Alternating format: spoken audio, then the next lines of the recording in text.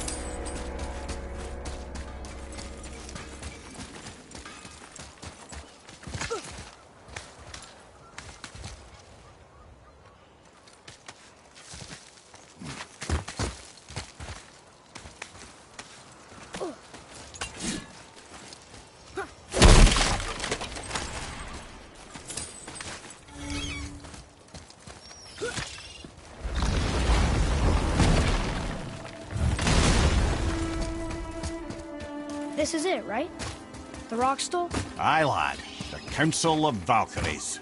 The Valkyries are of Valhalla, are they not? Glad to see you're paying attention, brother. You are correct. Valhalla, the great hall of the Einherjar, is their home within Asgard. While there, they are subject to the scrutiny of the All-Father himself. And relations between the Valkyries and Odin were tense during my tenure as his advisor. Why? Well, that's an even longer story, lad. For now, why don't we look around for some clues?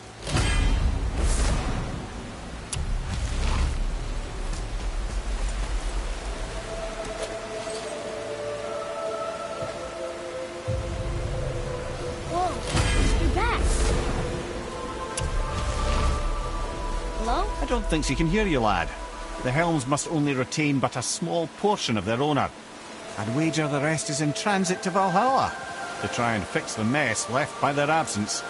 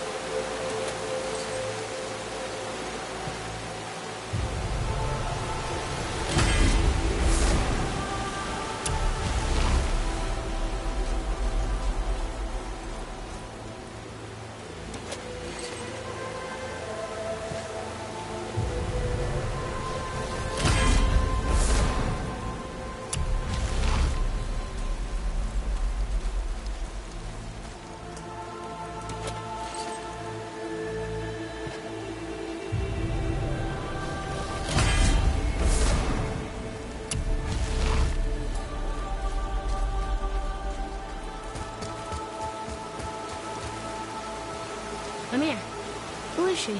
Gunnar, Mistress of War. After any conflict, big or small, she would be first on the scene, sussing out the worthy spirits for a free trip to Valhalla. A gruesome task, but she took great pride in it. Any conflict. Impossible. It's true. She had help from her sisters, of course, but Gunnar was always first to arrive. Her judgment of the fallen was unparalleled, and an invaluable resource to Odin. She was one of his favourites. Ah, Gondul. Beautiful Gondul. And? Huh? That's it? Beautiful Gondul? No story or anything? Oh, sorry, lad. The sight of Gondul always took my breath away.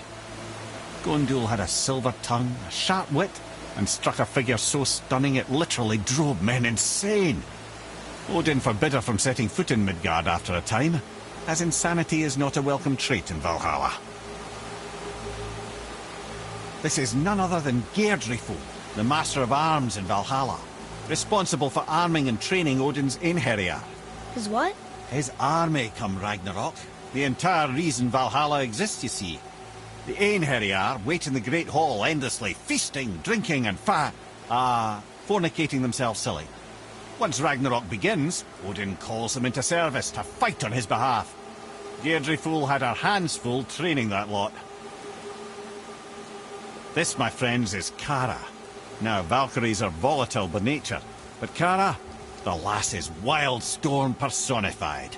A wild storm. Aye, calm and collected. Then the air would shift and the fury of her storm would unleash. It was beautiful in a way, assuming you could find proper shelter. Her tears would cleanse the blood-soaked battlefields. This is Rota, a chooser of the slain. I thought all the Valkyrie did that. Not exactly, lad. Although that is what they're most famous for, and by far their greatest responsibility. You've seen what happens to the dead without the judgment of the Valkyries. Hellwalkers. That's right. Rota, Gunnar, Skuld. Without them to clean up the aftermath of battle, hell overflows with souls meant for Valhalla. A sorry state of affairs. Rota must be beside herself.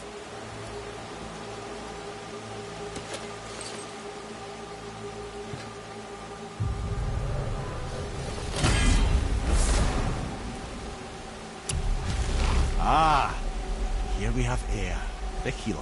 A Valkyrie healer? Strange. Eir was strange, as a matter of fact. Very quiet, very calm.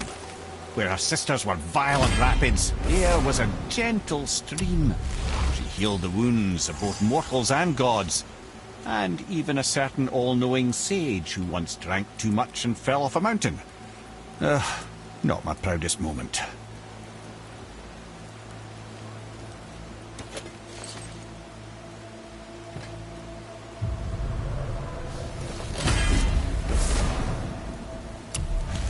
Well, well, Hildar, Mistress of Battle.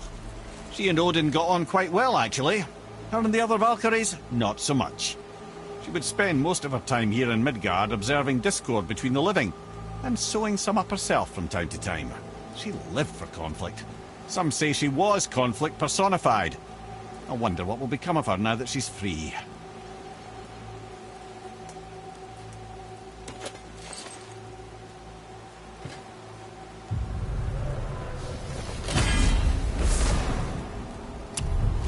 Olrun, once the daughter of a powerful chieftain. She fell defending him during a Reaver attack. Olrun was escorted to the afterlife, to the pursuit of knowledge above. Quite unusual behaviour amongst the constant drinking and feasting of her fellow Valhallian denizens. How'd she end up a Valkyrie? Odin. He saw a kindred spirit in Olrun's single-minded pursuit of knowledge. He appointed her as the Valkyrie's resident historian.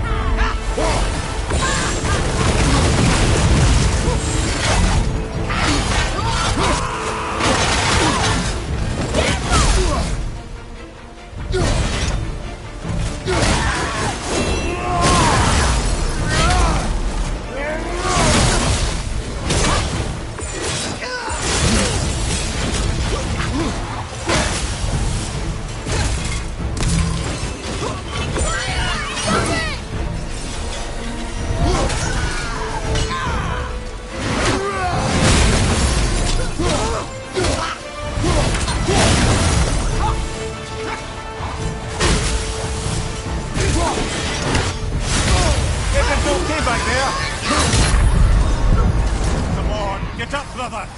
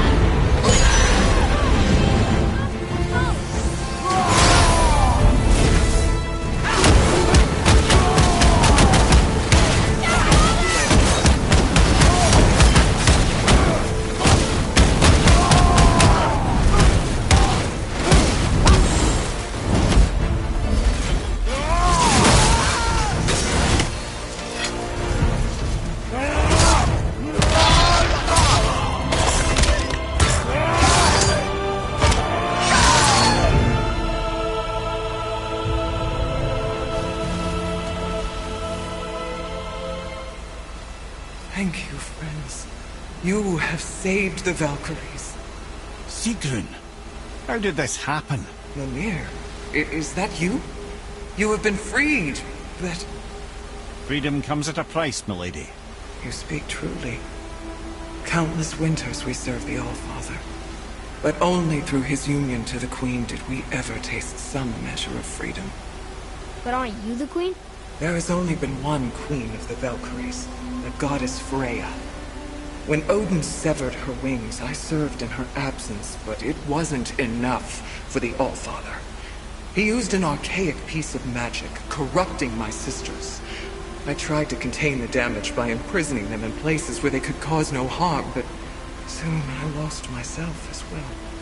Sigrun, I'm sorry for being so worthless. I could have done something, or tried at the very least.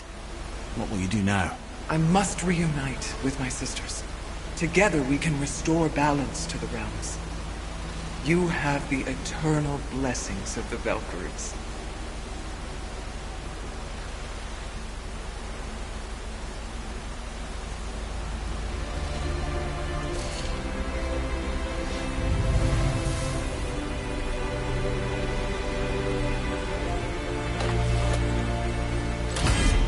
Well, we did it, I suppose.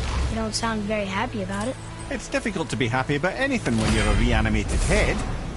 I'm grateful we were able to set the Valkyries free. So much of this could be avoided, if only... You said it yourself, Head. It does not matter anymore. The past is the past. Well, that's awfully cheerful coming from you. I am in a good mood. The dwarves will make use of this helm. Your dad's a wee bit single-minded, isn't he, lad? Definitely.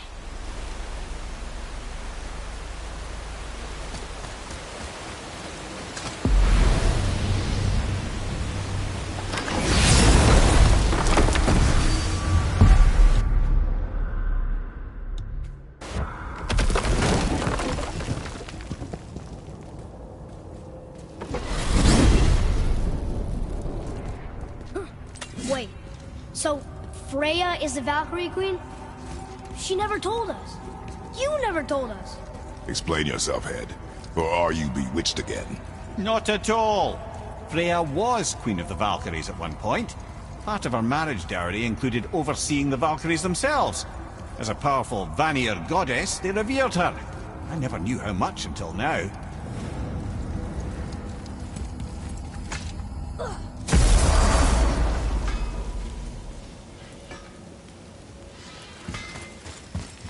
Let's do it.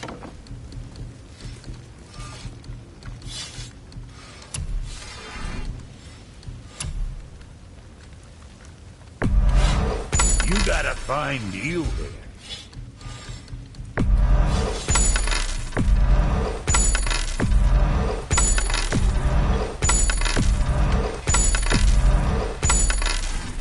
What the fuck ever?